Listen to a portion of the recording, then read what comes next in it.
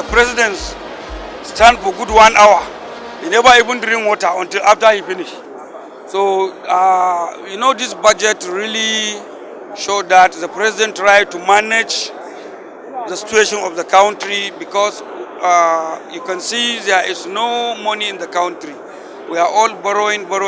So in all the sides, the president is trying to reduce the spending and unnecessary spending in the government. So that is why we will focus on what we have, so that we can get an proper implementation and fully implementation in 2020, because we are expecting this budget to be the budget of change.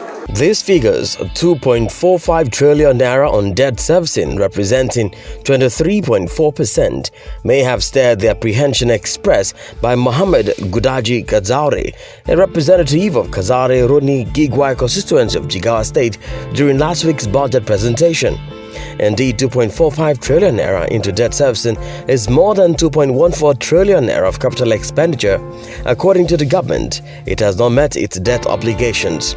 The government defended the huge provision for debt payment, saying it is to register the country's commitment to meeting its obligations. The overall deficit in the 2020 budget is 2.175 trillion naira. And this represents 1.52% of the gross domestic product. Projected deficit is within the threshold stipulated in the Fiscal Responsibility Act, which still stands at 3% of GDP. Budget deficit is to be financed mainly by borrowing 1.649 trillion from both domestic as well as foreign sources. On the new value-added tax of 7.5%, which has been factored into the 2020 budget, the Federal Inland Revenue Service said Nigerians, on the contrary, are not overtaxed.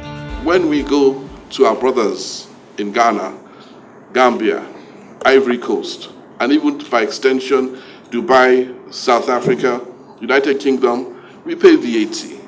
It is for those who have the capacity that this VAT is charged on, and it's for the benefit of all Nigerians. The late implementation of the 2019 budget may have had its impact on the economy, with the rate of unemployment remaining high.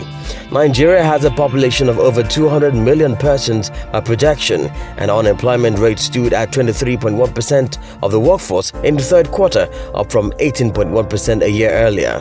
Employment growth usually slows down during recession and takes some time to recover after the recession.